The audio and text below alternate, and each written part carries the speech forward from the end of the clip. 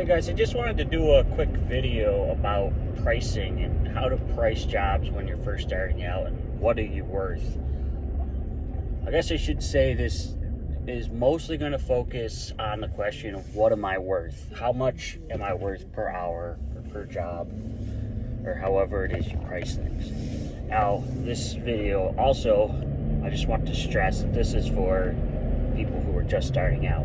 If you've been in the business for a year or more, you should already have most of these things basically nailed down. So I've just quit my job and I'm going into business for myself, and I'm starting a laundry vent, dryer vent cleaning business, and I need to know how much I should be making per hour. There's the obvious addition of your overhead. You can't bill your first customer for your new van. I see some guys, mostly not anymore, but when I first started getting into these Facebook groups, I'd see some guys, billing customers for a tool that they needed for a job. And if you're buying a generator specifically for a job because you need that for that specific job, that's one thing. But if you're buying a impact driver because your customer asks you to drive a screw and you're trying to bill a customer for that, that's obviously, I've been a little extreme here, but you can't bill a customer for that.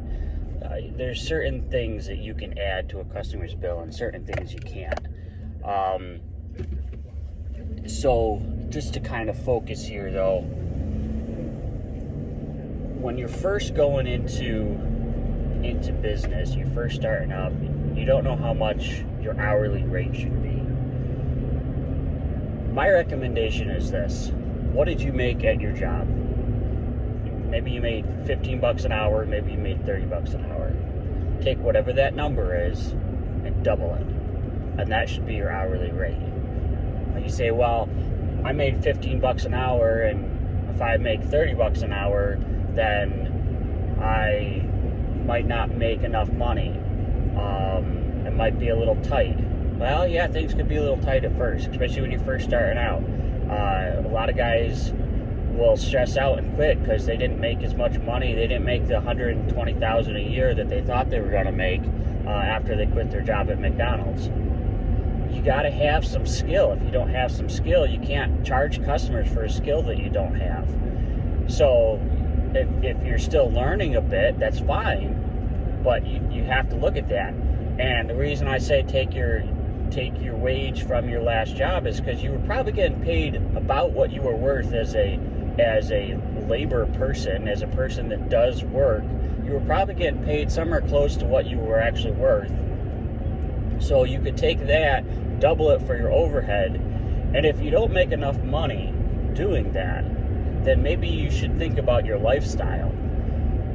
Now, I see there's a lot of guys out there online right now telling you to charge more, and that's good advice, and that's something that we'll talk about in the second half of this video. But right now, you're first starting out, you don't know a lot of the basics, you're not in the business. You obviously, because you don't know how much to charge, you're probably not doing this or not skilled at it already. So that would be where I would start.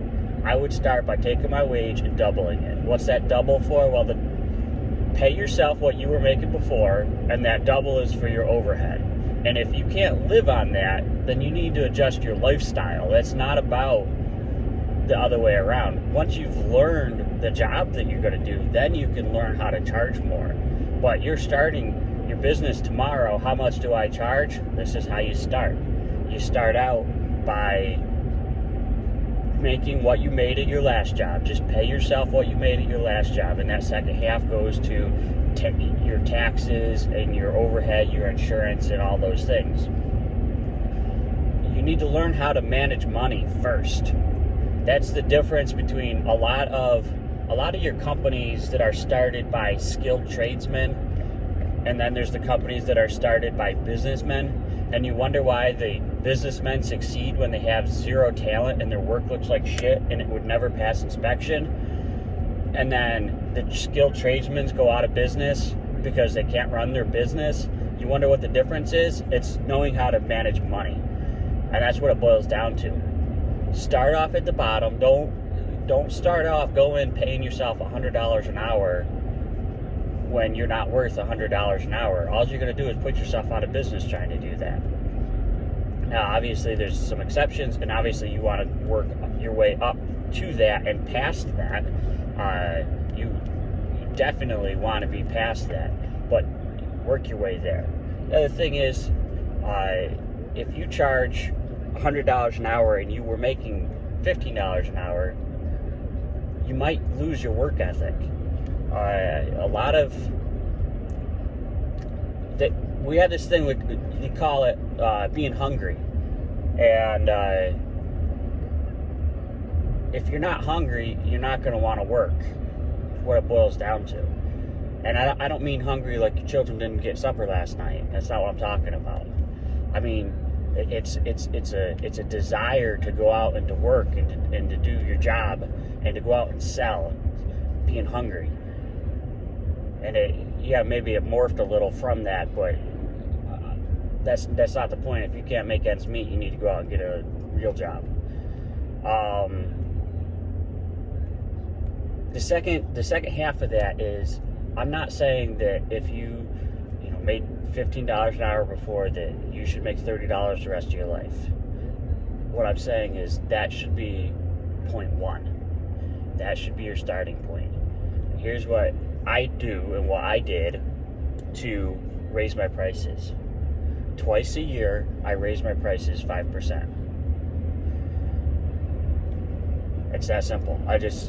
I'm currently using Joist, which is a billing management system, and I just, at the bottom it says what do you want for your overhead. There's a line for that. You just put in a percentage and it auto calculates it across all of the lines. That's what I do. Twice a year, I raise my prices 5%. What that does is it keeps me from all of a sudden winning the lottery. And that's what happens with a lot of these companies you see that pop up and then they're around for like 3 years. Is year number one, the guy starts the business, he wins the lottery, he's making more money than he's ever made in his life. He goes out and spends it, and then the slow time comes. For most companies, it's wintertime. It's getting less and less like that, thankfully. But historically, it would have been wintertime. It slows down. The holidays, whatever it is, and there's no money because you spent it all. So it's pretty typical. It's a story. I know of more people, companies in the last 3 years, last 5 years, just in my area that's happened to. That companies went out of business because they spent all their money, because all of a sudden they're making money, so they don't save it, they just spend it all, and then work all of a sudden slows down, and it's like that. It just all of a sudden, boom, there's no work. And there's no money to get through the hard times because you don't save. So that's my recommendation. That's what it boils down to. Start off, take your currently wage, your salary, or whatever it is, and double it. That's how you start off. And then twice a year, in the spring and in the fall, in the middle of the summer, whenever you want to do it, twice a year, raise your prices 5%, and you'll work your way up. And it's an incremental wage that you'll work for, and it'll keep you hungry. So